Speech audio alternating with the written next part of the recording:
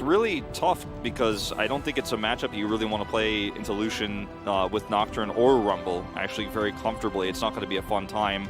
Nocturne, you know, into the Azir feels a lot more comfortable, so I think that's where they're going to take this, or that's why they're going to take this. We need to be doing a lot better. If you're a T1 fan, you're feeling that way. But if you take the 2-0 here, I think you're feeling pretty good as a T1 fan right now, even with that loss to Damwon. We saw that 3-game series happen last split as well, and it's pretty common against two top teams to have a variable series like that early on in the season. Yeah. So I don't want to judge too harshly. I'd rather judge Damwon Key on their loss to KT, but we'll talk about that in our second series later on. Yep. That being said, KT showed us a pretty fun series last night against Gen G. I think that maybe the power level of KT is the thing that we really want to be focusing on. Yes. There, but we certainly don't want to be focusing on either of those teams right now, as we've got Henna and Delight taking a lot of damage here from Keria and Teddy, who are also going to have the advantage when it comes to the sustain, but not level 2, as Henna will be able to throw some piercing arrows across.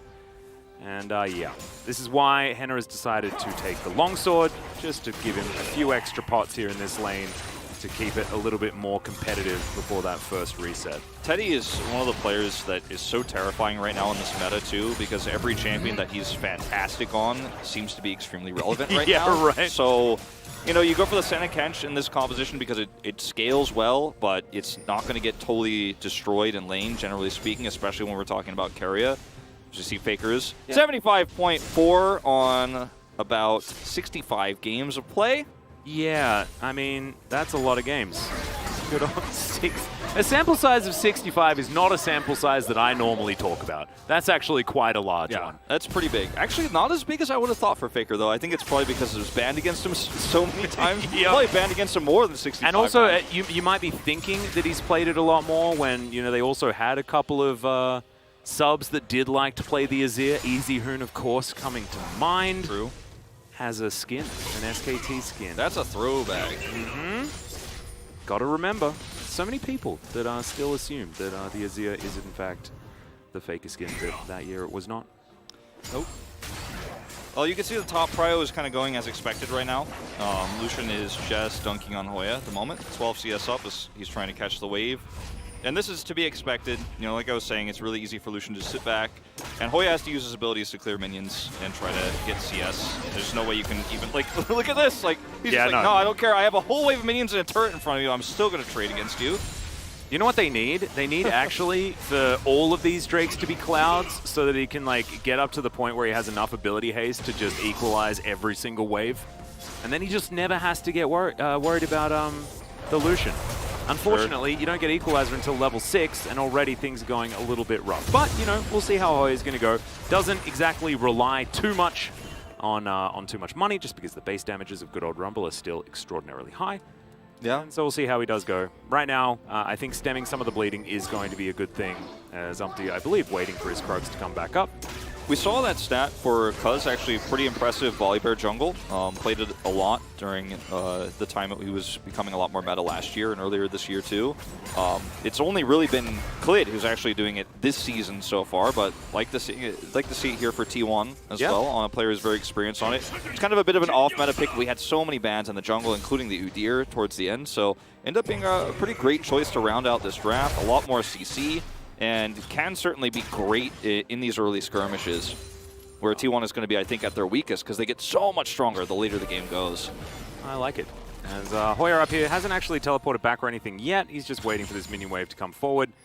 And look, if he's within, you know, 10 CS, 15 CS, he's probably okay. Feeling okay. Of course, up against a lane bully when he's certainly playing a bit of weak side top lane at this point in time. This is going to be the time where you see Umpty start to make moves around the map. He's nearly at level 6. He's trying to get a lot of vision away, and he wants to try to punish the prio that's in bot and top right now. As soon as he hits 6, that's when he's really going to have to make those plays happen. You can sometimes use lava in conjunction with this Diana. As I don't know, Hoya.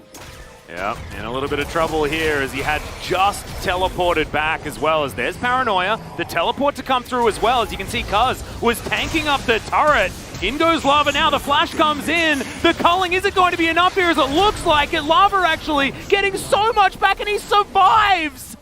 Oh my goodness, that was ridiculous, as the Drake is also taken at the same time. The defensive play is beautiful here from the LoL King in the mid lane. So well played, actually, by Hoya, too. I hope we get a replay of this right away, and I think we will. But it was beautiful to see. It looked like for just a moment there was some miscommunication when Lava goes in, and Hoya's actually hitting the minions. But the reason he was doing so is so he could hit level 6 and actually have that follow-up equalizer, which was perfectly done. Yeah. This was such a great fight for Fred at Breon. Now, you did have to use the teleport, you did have to use the paranoia, but this is the kind of play I'm talking about with this, that you're going to have to use to save that top side of the map. With this Diana, with this Nocturne, Umpty wasn't anywhere to be seen in this moment, but he's hitting level 6 in just a moment here, and he'll be around for this next skirmish.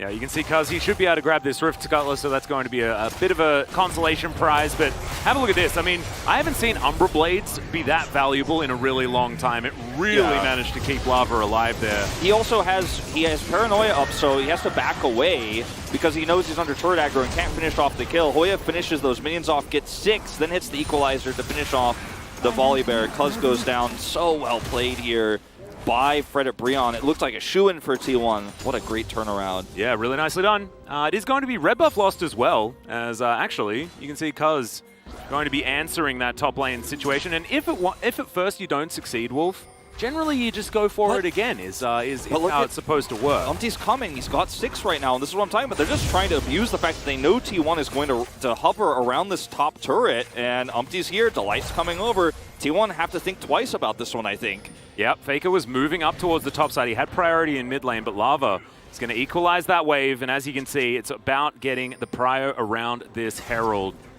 Henna's moving on in, though. It is likely to be a 5v5, and what did we mention before? I feel like this does favor Fred at Breon and their position right now. Level 6 is very good, as Teddy's going to jump on over. This is aggressive. He gets the flash out of Hoya already, but he has the equalizer available, and there it goes. Carrier is going to spit Teddy right on top of the equalizer, but no engage to actually follow up. That's a double snare coming through from Teddy.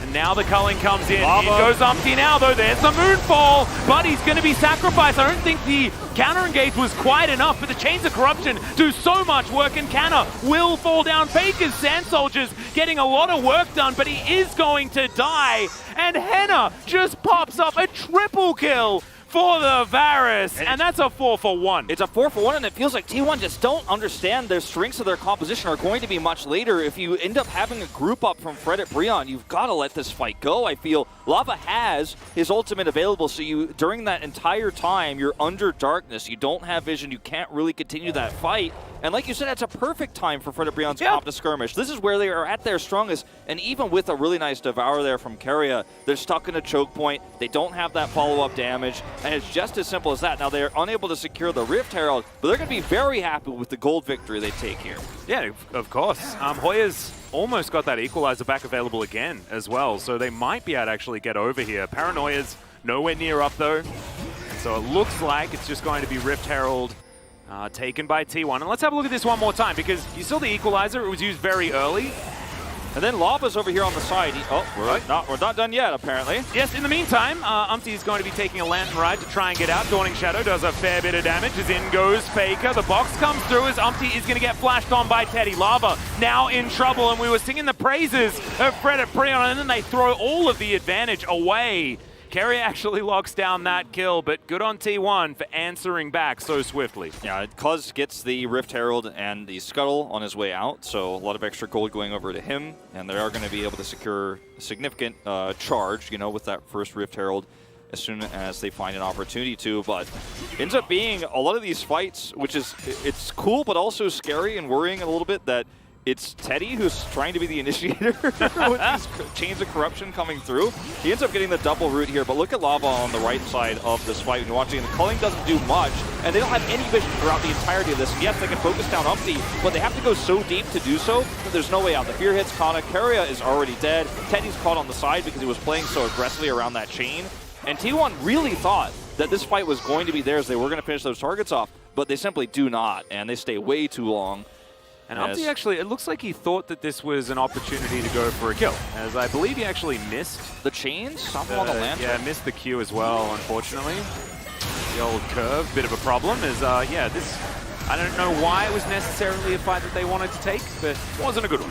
Yeah, I mean, the chain stops from touching the Lantern right away. Then there's a ward on top of it, so clicking on it's difficult. I think if he gets a Lantern right away, he probably gets out just fine, but he took a lot of extra damage before he could take it and gets finished off. There's a lot of range on T1's composition, and it's going to get even worse. Oh, yeah. The later we go on to the game. You could see it in this fight here. If you get caught and you're on the run, you're probably not getting out. I mean, T1's comp is a fine wine. It's just going to get better and better and better. And that's why we were talking about, you know, Fredabreon wanting to really get things done a little bit earlier. It's a little bit awkward, right? Because Diana doesn't come online very quickly. When she does, she's very powerful, but she doesn't necessarily control an early game. And we can see that by Kuz, you know, winning out as far as farm is concerned. The Culling not going to find a kill onto Hoya, but all Kana wanted to do is make sure that he gets some spare time alone with this top outer turret. And a lot of different compositions. There's the equalizer. Yeah, there it is. Okay, he's going to be fine here, but they're going to get these plates. Someone's going to have to come up here. Yeah. I mean, we're seeing the rotation up from Umpty, but I don't know if that's enough. Like, they might get the whole turret here. Lava has to do something, I think. They're just simply assuming that a rotation is coming and backing away. I think T1 could have gotten a little bit more out of this, in fact. Yeah, potentially. I like the reset timing here for Canner. I think that he'd be able to get that turret, you know, sort of whenever he wants. But I guess it is, you know, 12 minutes, 40 seconds, so only a minute 20 left on those plates. A little overly safe. Of extra gold. Yeah, I think that was a little overly safe, but I still respect it because the only way you lose this game, I think, right now is T1 is if you let Fredabreon start to snowball this this early lead that they have with the Drakes and you start losing control over the map. So better safe than sorry, I guess. You know, we're watching from the outside looking in. I could tell you exactly where Umpty was standing, and that's not the case for Kana. He didn't know exactly. No, of course. So just going to be playing it as safely as possible. I like it. Kuz going to move on in, and Hoya, I think, might just be dead. Looks that way. Yeah, this is real rough. Barely doesn't have Flash available, and Dawning Shadow is going to fly on through and deliver the kill over to Teddy on the other side of the map. And hey, you know, now you can get that turret with the next mini wave, probably. You can get those plates, so I guess it just doesn't matter at the end of the day. They're playing the long con game. Just come over for a second rotation when Hoya thinks he's safe. Yep. And get the punish through. I mean, with T1's composition, you're not too worried, I don't think, about the fact that Fredabreon have two relatively useless solo Drakes, right? It's Infernal Soul, so every Drake you pick up from now on is going to be great for your composition. That's going to scale amazingly with that. So I think T1 are very happy with where they are in this game, despite some of those early skirmishes going Fredabreon's way. No, I agree. I think Henner is still someone that has to be respected. As you can see, he's got a lot more money than Teddy. And I guess, you know, Carrier's got a lot more money than Delight, so this is one of those confusing situations. But still, the Varus, regardless of the fact that he's against a center or not, is still very, very strong after those 3 kills. Farming very well as well. Very basic, not really much to break down here. Volibear does stun, Kana does damage, and the Senna does kill steal. Oh, kill steal. Kill secure. Kill secure. And I also like giving the money over to Teddy because he's the infinite scaling boy, and also the one that was making a lot of the proactive plays. Well, I think that's the reason why he uses his ultimate there is because he actually wants that extra gold. Oh yeah, and that's absolutely the correct play. Just feels bad if you're you know, a fan of the other 2 players. You wanted them to get the kill. But if you're a T1 fan, you want them to win. So I think you're pretty happy. Yeah, I'm hoping that we're past that, you know. Well, you know, I always hope to, but you never know. Yeah, and then you play a game of solo queue and you realize, oh wait, no, people still care about that, don't they? Yeah, no. It's a bit sad.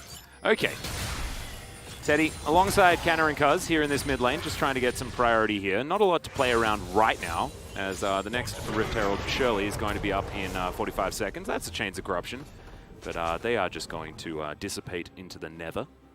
It's really hard for Fredabreon to get back into control of the game. They have a composition that's not great at side laning either. Like, it's a Rumble we're talking about here, whereas there's a Lucian on the other side.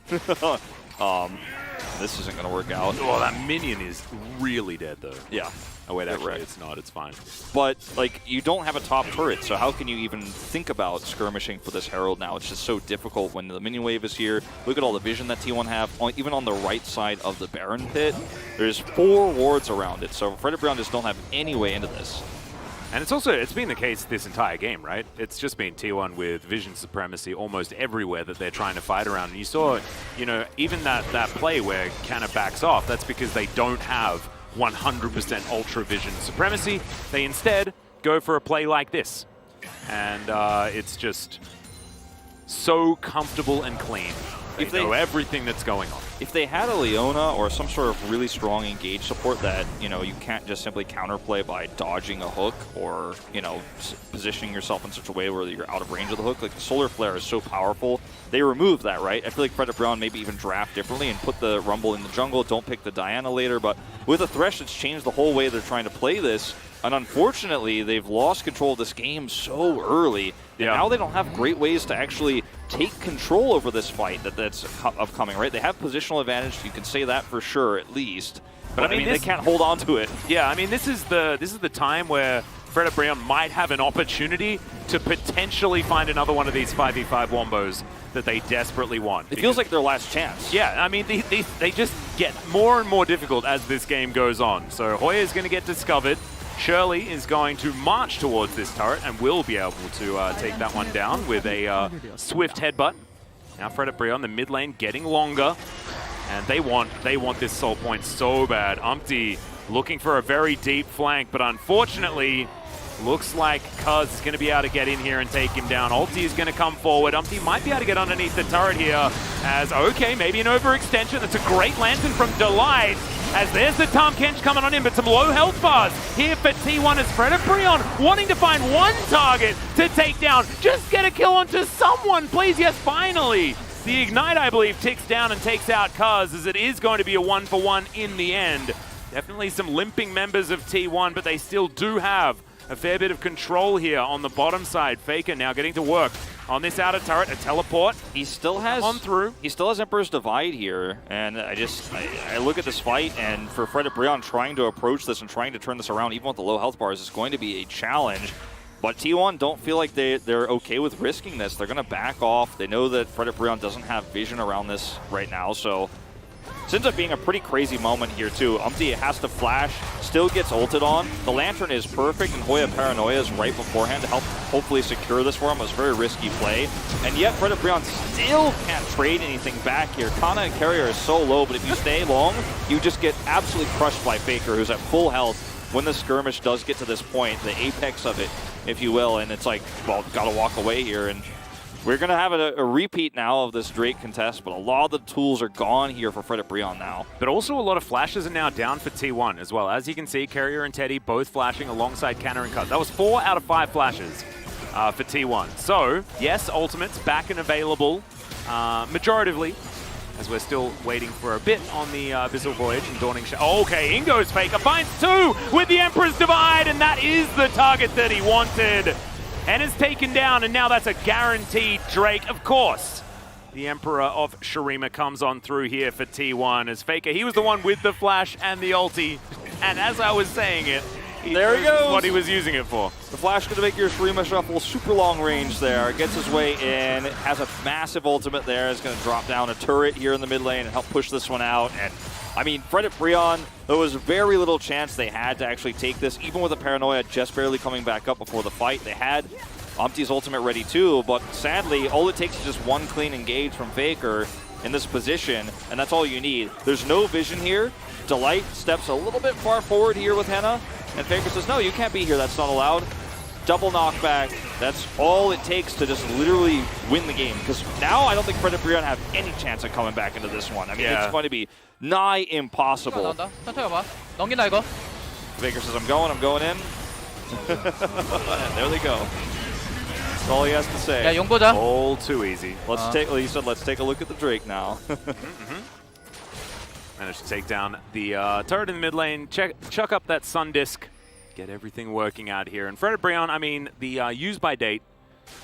Sometimes, you know, you can get away with a few, like maybe a day after the use by date on your thing that's in your fridge. I don't think you want to wait any longer than that. And Frederick Brown, I mean, the days are starting to tick by. You can smell it with the fridge door closed. No. I hope not.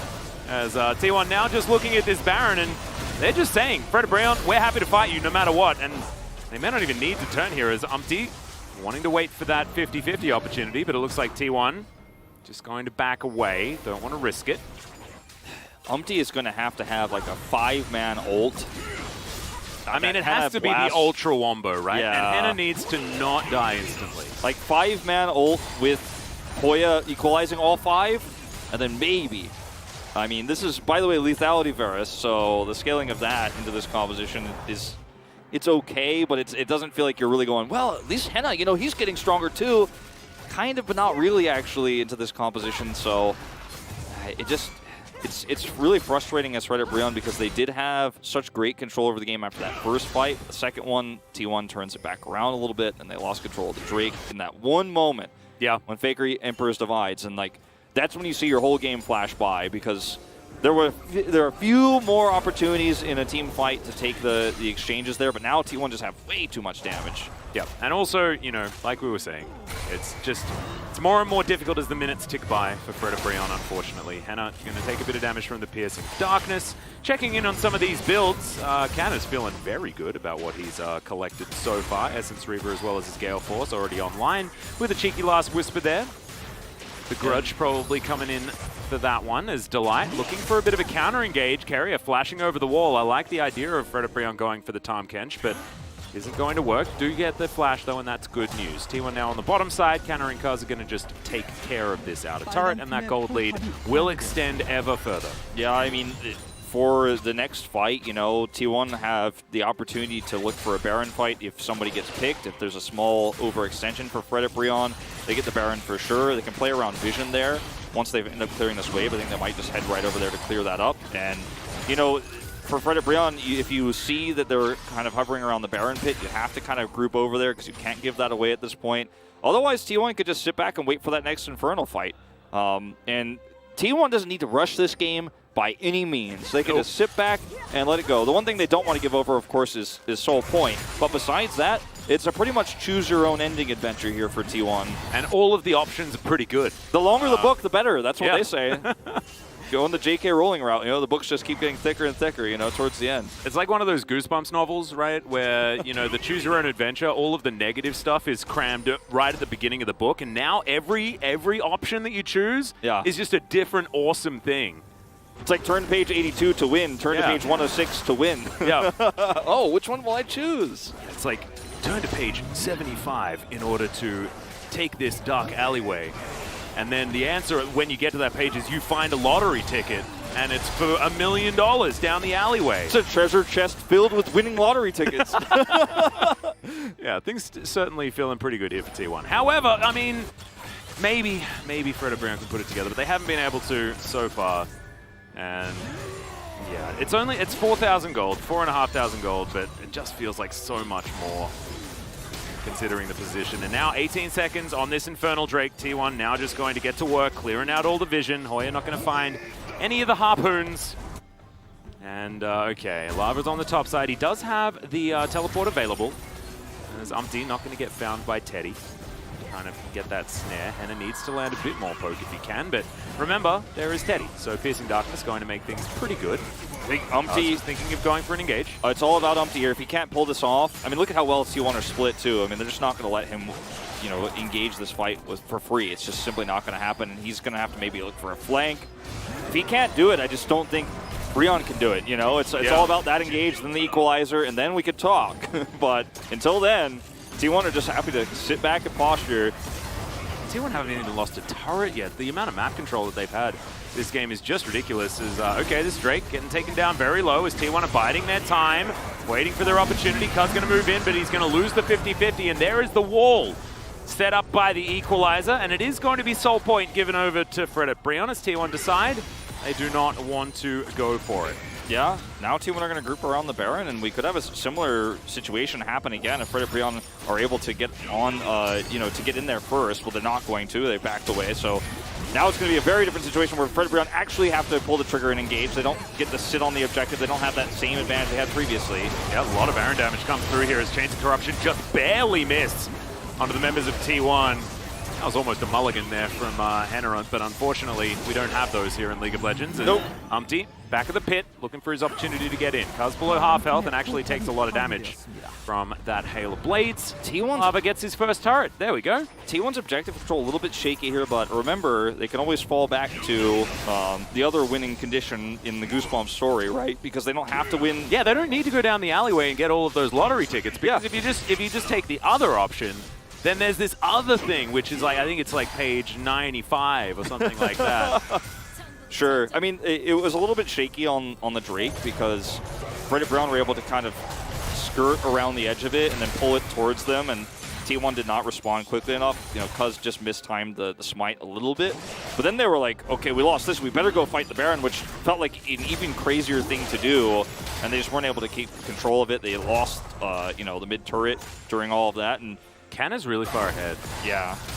Fred Brion get 2 small victories here in a Baron deny and a Drake, but they're still not any closer to winning this game. They still have to have that Miracle team fight. That's the only way in. Yeah, and that Miracle team fight gets more and more and more difficult.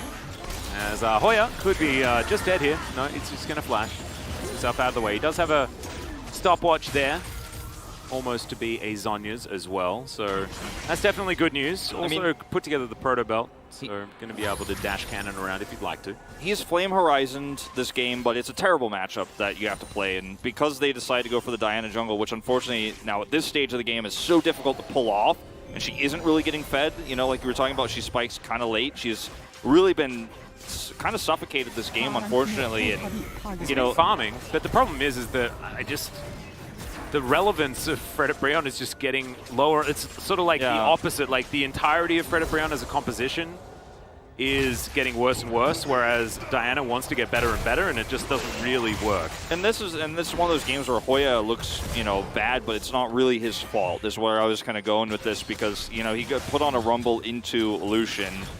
He lost lane. He was constantly being, you know, camped. We did see that one kill, you know, that was on the top side of the map there when they did counter gank. But besides that, like, he hasn't been able to do anything. He's essentially an equalizer bot in this game. He's hoping for the best equalizer possible in that Miracle team fight. Yep. And so this isn't a game I feel like for Fred Brion you want to criticize individual players or individual plays, but rather the fact that they weren't able to capitalize on their comp early enough is really a great strength of T1. They played it defensively well enough. They didn't fight for those first 2 Drakes, and now they're just playing for their late game strengths. And Fred Brion, everything that happens from now on is either a miracle or what you expect, right? So this is not a game to go, well, maybe Fred Brion is just not as improved as we thought, because in this game, like, you've kind of already started to think about the draft for game 2. Yeah, and also their first skirmish was good around the Herald, and then they didn't really have to have Umpty wait here to throw his life away, and I think that was where the tempo really fell into the bin, and it became so much more difficult for Fred Brion. These sort of comps are difficult to run, right? Because when you feel like you're, like, T1, they're against Fred Brion, whereas Fred Brion are against T1 and the clock at the same time. Exactly. It's not really fair.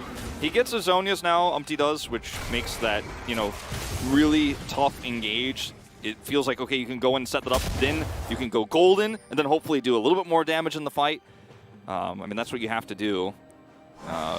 And, like, we did see the defensive item built early for Hoya. I don't know if he'll ever end up getting his Zhonya's in this game. He's got an Oblivion Orb instead. It's just his build's kind of all over the place because he's trying to just not lose the game and hopefully do a little bit of extra damage in the fight after the equalizer. It's a rough time. Yeah, this is definitely some welfare rumble. But we'll see whether Hoya is going to be able to find said equalizer. But this is now T1 looking for their second Infernal Drake. This one, if it gets stolen by Fred Brion, maybe our ears perk up a little bit. Yeah, Fred Brion were on the Drake first last time, and they had positional advantage. Not to be the case this time. All right, Faker is going to get Moonfold. Okay, that's a decent Emperor's Divide, though, and Carrier comes through, gets the Devour, and now the answer comes in. Lava has to get out immediately. He's exhausted as Carrier is just orchestrating this fight so beautifully. That is going to be the disengage, and that is so many buttons on cooldown for Fred Brion. It should be T1 grabbing their second Infernal. Well, yeah, Fred Brion is still going to look for it, but it is going to be secured there. 2 Infernal Drakes, but can they get out? Is the question. Hoya without his ultimate. Teleport that is going to be, ultimate is going to be used from Cuz to get him out of there. Lava just going to get into the mid lane to try and utilize that positional advantage. Credit, I mean, they don't get the Drake. They're not able to get any follow-up kills here, even though T1 had to use their ultimates kind of defensively in that awkward trade in the middle of the map in the mid lane. They're still not able to get anything out of this, sadly, and it's so frustrating because I felt like that was almost a gimme. You know, it looked like maybe this is the best fight you could have ever hoped for. I didn't think we'd see a fight like this, and yet still the damage is just way too high. It's not even about the ultimates or the combos for T1. It's just about the scaling. They've got a death cap for Faker in this game. You don't see those too often. And they also, once again, it's the Tahm Kench into a comp that wants to dive and delete a target and things like that, right? And Tahm Kench feels just so happy about it.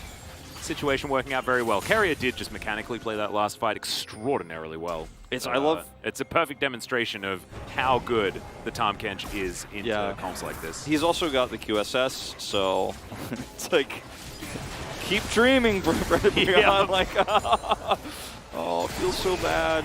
But, you know, T1 haven't been able to close out the game because they're just playing around, getting stronger and stronger in the objectives. I mean, also, like, the onus isn't on them. You could be, like, typing Resident Sleeper in chat and things like that, but when you're the comp that just freely scales to being way better than your opponent, you shouldn't be making the moves. It should be Fred and Breon that are trying to force and get extra things, because it is just only going to get worse. Yeah, and everybody's played that solo queue game where you're actually the most fed on the team, and your team's about to win, and you're like, actually, I wish this game would go a little bit longer so I could win even more. It feels like that. Yeah.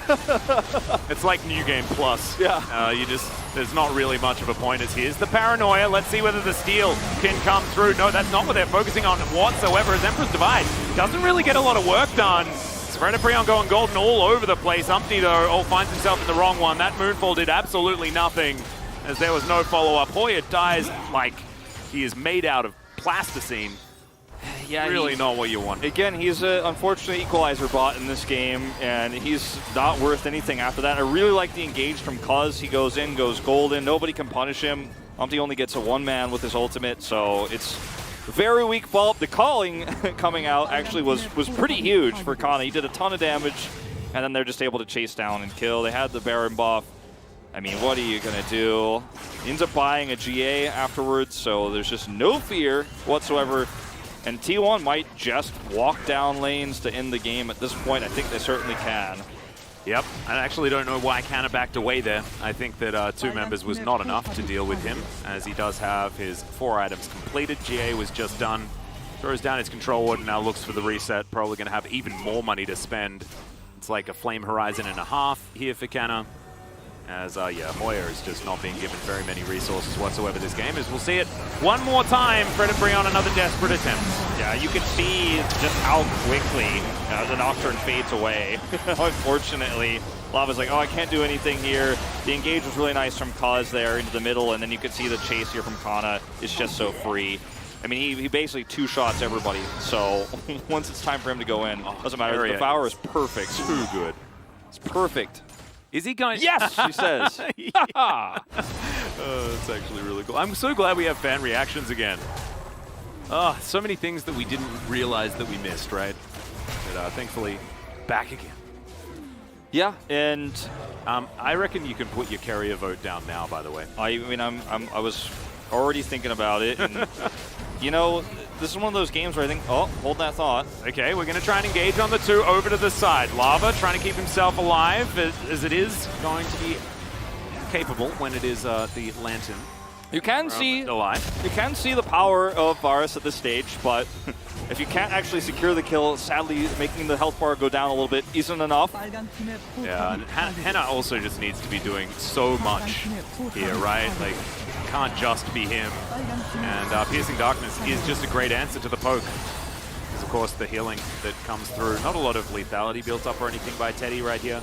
Has gone for the Black Cleaver build instead, but still going to be doing easily enough. And T1 just going to play it even safer than safe here. Back off, reset with the last bit of the Baron buff. They still have the Empowered Recalls. Can go over here and take this Drake that comes up in 15 seconds. It'll be the 3rd Infernal. Talk about damage. I mean, talk about all those percentages coming up on Faker, who's got a death cap. Yeah.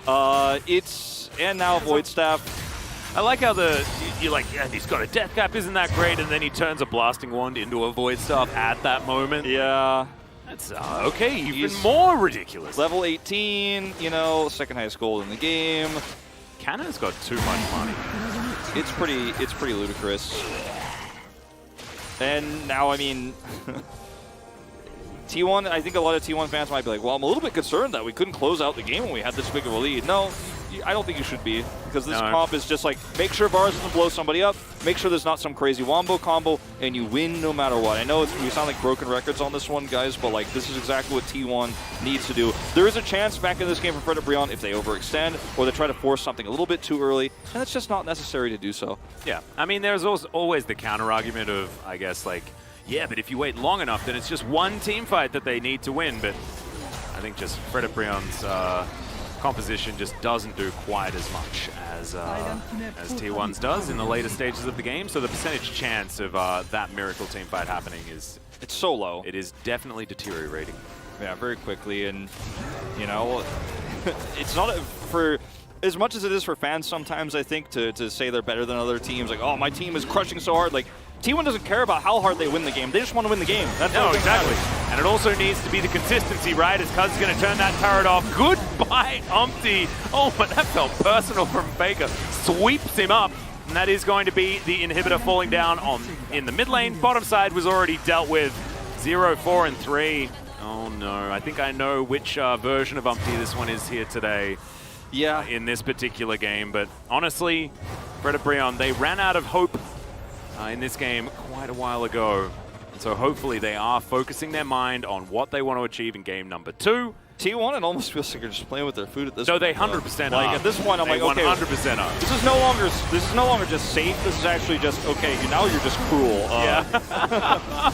Well, they disable the turret, get the pick off there onto Umpty, who's trying to make one of those plays, right? Trying to set up the big grab there, and it's just not going to happen. And T1 are like, how many camps can we get all over the map? Let's take a look at the gold graph. It's a 10,000. Let's make that a 12,000. Do you know what this reminds me of? It's like that Ender's Game quote. What is it? Like, the first 15 minutes of this game was to win the game, and this last remaining 25 minutes is to win all subsequent games. Yeah. And that's what it feels like T1 are doing. They are certainly just winding the screws right now. I mean, this is something that if you're a young player, this can really tilt you and frustrate you going into a best of 3, losing a game like this that's just going on forever, where it just feels so hopeless. Yeah, you're like, oh, I'm gonna maybe try to stop the Baron, and then you get crushed one more time, and then T1 go over and take the Drake instead of finishing the game, and you're like, all right. But if you're good coaching staff, you're a good leader in the team, you're gonna keep the mentality straight going in game 2. Teddy's making things a bit misty. There's a bear in there, and a chair as well. Play school fans. Yeah.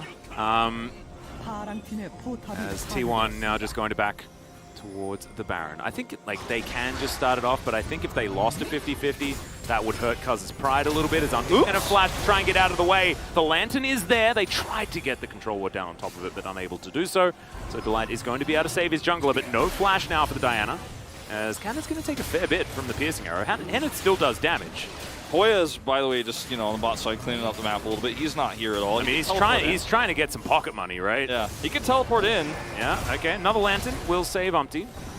As Piercing Darkness now getting to work on the rest of T1. As, yeah, Hoya is certainly a bit of a garbage man this game, taking care of the minions on the bottom side and in the mid lane, as the base is in a bit of trouble. But now he's teleporting in. The Baron has been taken down. The lights have been turned off, but now Lava goes in. Moonfall's onto 4. It looks real good. Is it going to be enough here, though, as they take down Cuz, but they trade it for Lava. And now Teddy feels like he's unanswerable. Hoya comes on in. The Flamesmith is doing some work, but meanwhile in the back line, the other AD carry is smacking down Fred and Brion. Faker, he was in the fight at the beginning, and then he left, and then he comes back again.